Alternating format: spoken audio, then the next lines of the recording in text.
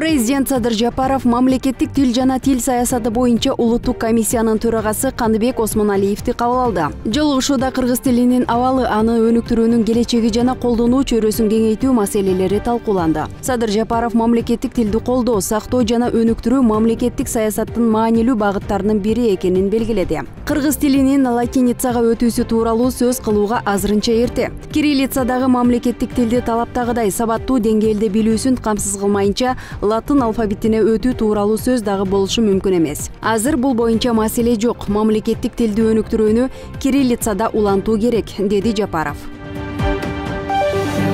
Кыргызстан менен Өзбекстан өкмөттөрүнүн ортосундагы автомобиль жана коммерциялык техника өндүрүшүн уюштуруу боюнча кызматташтык жөнүндө макулдашуу ратификацияланды. Бул тууралуу президенттин маалымат кызматы билдирди. Тийиштүү мыйзамга өлкө башчы Садыр Жапаров кол койгон. Завод куруу боюнча макулдашууга 2023 жылдын 27 январында Өзбекстандын президенти Шавкат Мирзиёев Бишкекке келгенде кол коюлган. Ал эми Кыргыз парламенти 16 март күнү мыйзам долбоорун 3 окууда жактырган.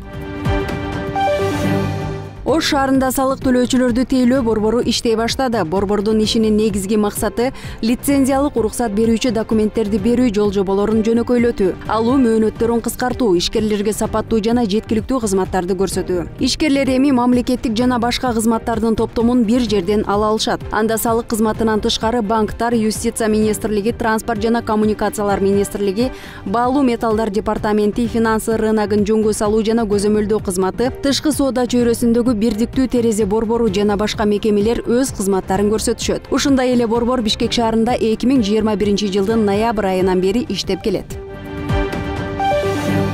Баткендин Капчыгай айылында үйлөрдү салган курулуш фирмалары акчасын ала албай жатканын айтып, президентке кайрылышты. Курулушчулардын 10 чакты өкүлү Бишкекке келип, жогорку кеңештин депутаттарына дагы арыз муңун айтышкан. Алардын билдирүүсүнө ылайык, талкаланган үйлөрдү курууда тендерден уткан башкы подрядчы Аманат Курулуш Инвест Капчыгай айылына үй салууга доор курулуш саттуу субподрядчыны жалдаган. Андан соң алдагы 7-8 субподрядчыны жалдап, ар бирине 5-10 үй бөлүп берген. Курулушчулардын айтымында фирманын жалпы карызы 30 миллион сомго жетет. Бүгүн 20 апрелде Бишкек Манас аэропорту жолунда окуучулар бара жаткан автобус кырсыктаган. Аны артында келе жаткан Go Bus маршруткасы түзгөн. Окуянын кесепетинен кеминде 18ден ашык окуучу жабыркаган. Номер 3 балдар ооруканасынын башкы дарыгери Акылбек Мамановдун айтымында 4 бала реанимацияга түштү. Алардын бири оор абалда. Кырсыкка кабылган окуучулар Ат башы мектеп лицейи мекемесинин башталгыч класстарынын окуучулары болгон.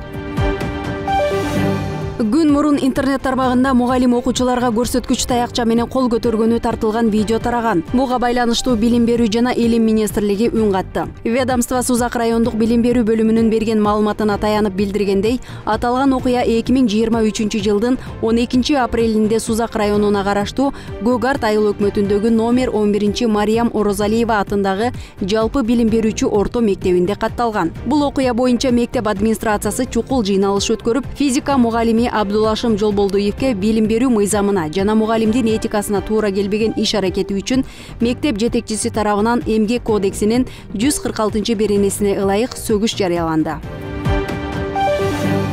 Эртең Шоро компаниясы Бишкек жана Ош шаарларынын көчөлөрүндө өз суусундуктарын акысыз таратат. Биз 21 апрель Орозо айт майрамында Шоронун суусундуктары менен баарын сыйлайбыз, деп аталган компания Instagram баракчасында билдирүү калтырды.